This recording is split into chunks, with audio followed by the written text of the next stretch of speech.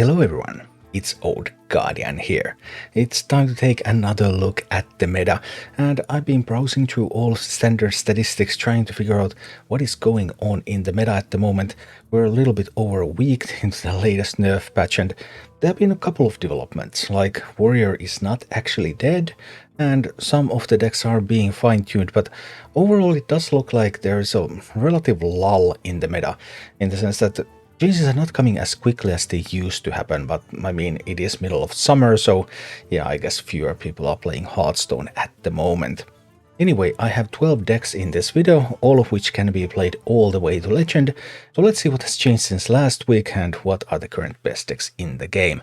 And coming in at number 12, finally making the cut to the list, is Curse Warlock, the dullest control deck of all time, very one-dimensional. Just get those curses into the opponent's hand and hope that they don't have a good strategy to beat you, and then maybe you will win.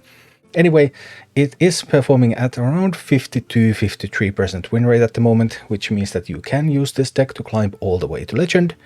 And this one here seems to be the best performing variant, double Spice Spread Baker, so a little bit more defensive variant, able to handle all of those aggressive decks like Murloc decks, for example. Coming in at number 11, we have our premium pure aggro deck of the meta, which is Murloc Shaman. The stronger of the Murloc decks, Murloc Warlock, also playable, also slightly above 50%, but still clearly behind Murloc Shaman in performance.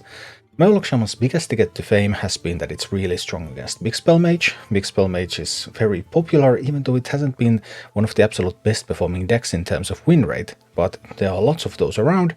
Murloc Shaman has been very strong against that, because Big Spell Mage has been slow to react to anything that happens on the board, whereas you're just getting Murlocs on the board and killing people.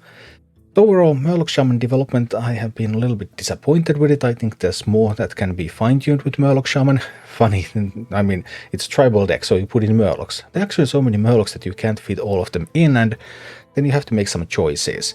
And for example, Sir Finley Murgleton, still not run in every variant of Murloc Shaman, but it should be. It's one of the best performing cards in the deck. You get rid of your useless hero power and you get something better instead. Cookie the Cook, another very strong card. It's also not run in all variants. Also, one Bloodlust seems to be really important to run now, just one I mean. There have been many lists that run 2 copies of Bloodlust, and that does not seem to be good in this current meta. And then there's that Wildpaw Cavern, 2 copies in this list as well. I really want to see some lists without Wildpaw Cavern, because Wildpaw Cavern doesn't seem to be that important for this archetype. So there would be some work to be done for Murloc Shamans if someone is intrigued enough to really playtest it properly.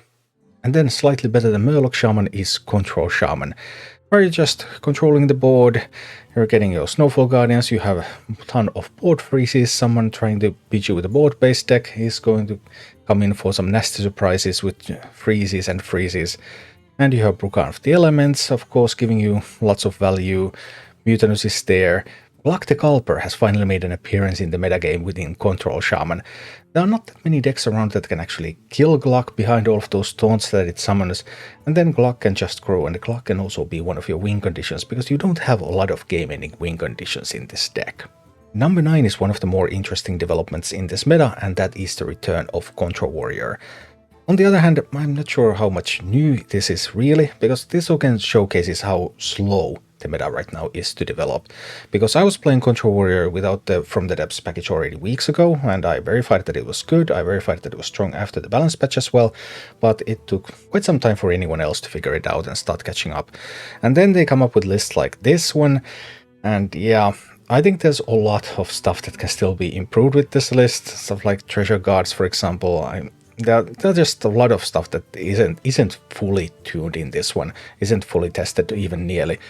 But yeah, Control Warrior, when you drop the gimmicks and you just focus on the strength of the control deck, you just focus on strength of your armor gain, late game win conditions, it can still get the job done. And I expect Control Warrior to rise actually quite a few positions still, as there are better lists going around.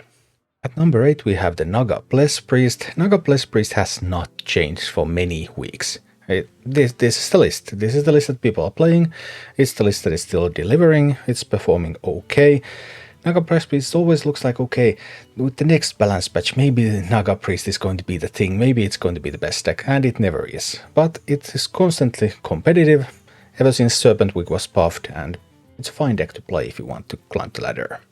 Number 7 is Big Spell Mage. Big Spell Mage is one of the decks that has most interest in it. There are lots of people trying it out, lots of attempts to evolve the list, lots of attempts to fine-tune the deck, and that has resulted in some evolution.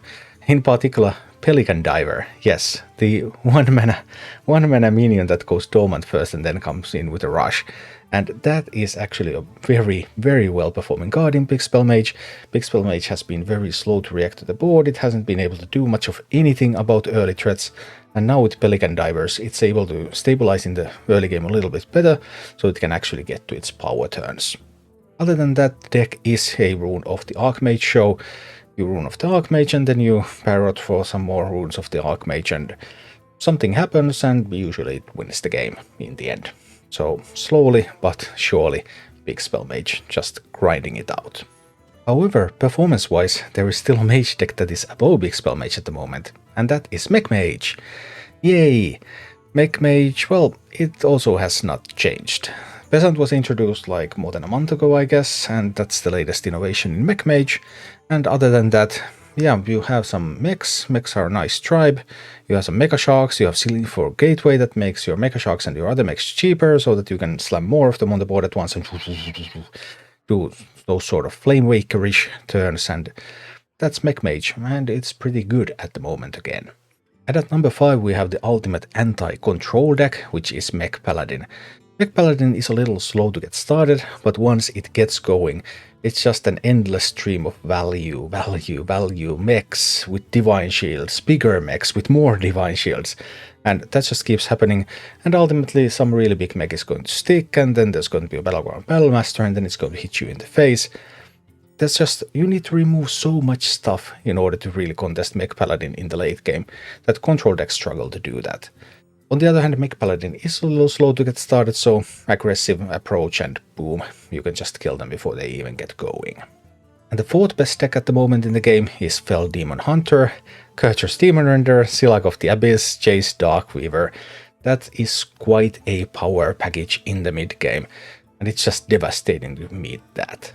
There's been no real evolution in Fell Demon Hunter ever since Carrier was nerfed and then Carrier was cut, and then Fell Demon Hunter pretty quickly fell into this scheme where it just became a Jace Darkweaver deck, and that's where it is still today, and it's doing quite well as such. The 3rd best deck in the game is the Boat Rogue, or Pirate Rogue, whatever you like to call it. Ever since the addition of Peasant to this deck as well, maybe like a month ago, there has been no improvements, no development. The most interesting part about Pirate Rogue that has happened recently is that I finally updated the image in this slide to show the 7-mana Mr. Smite, so yay. Anyway, strong tempo deck, very good for climbing. This week I had a bit of a hard time deciding which deck is the best deck in the game, because Control Paladin is strong. It has a lot of good matchups, it also has a number of bad matchups, and there are not a ton of Control Paladins around for some reason. But still, the counter matchups, stuff like Curse Warlock has started to appear more on the ladder, Big Spell Mages, Mech Paladins. The counter matchups to Control Paladin are quite common, so even though it has a lot of good matchups and overall it's a very stable deck, and despite those counter matchups and despite their popularity, it's still performing really well, I've become a little hesitant to call it the best deck in the game. Even if it isn't, it's one of the best decks in the game and it's really, really strong. But if I had to pick just one deck to play in the current meta, I would actually play Beast Hunter. Because while Beast Hunter doesn't have as many good matchups as Control Paladin, and it has about as many bad matchups as Control Paladin has, Control Shaman, Control Paladin, Mech Paladin has weaknesses for Beast Hunter, then the weak matchups of Beast Hunter are not as common in the meta as the weakness of Control Paladin, and that means that Beast Hunter overall, against the expected meta that you're going to be facing on the ladder, is the best performing deck in the game.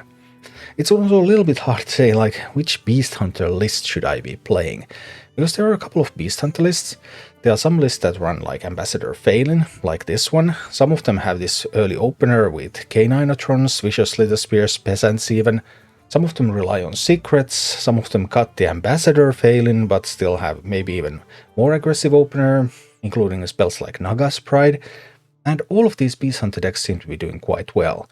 And because it's summer and interest in Hearthstone is a little bit lower than it is during wintertime, then we just don't have enough statistics to make confident evaluations on which Beast Hunter list is actually the best. But overall, this one is the one that looks like it's going to be the best for me right now. So that is the current state of the Hearthstone meta. Not a whole lot has changed in a week. Well, Control Warrior has somewhat returned, Big Spell Mage is getting fine-tuned, some minor changes here and there, meta becoming a little bit more hostile towards Control Paladins, and that's pretty much everything that has happened in the last week. But if you're playing Hearthstone in the middle of the summer, then these 12 decks are the best decks you can play if you want to climb the ladder. Thank you for watching. If you enjoyed the content, please click the like button, subscribe to my channel, and check out my Twitch channel.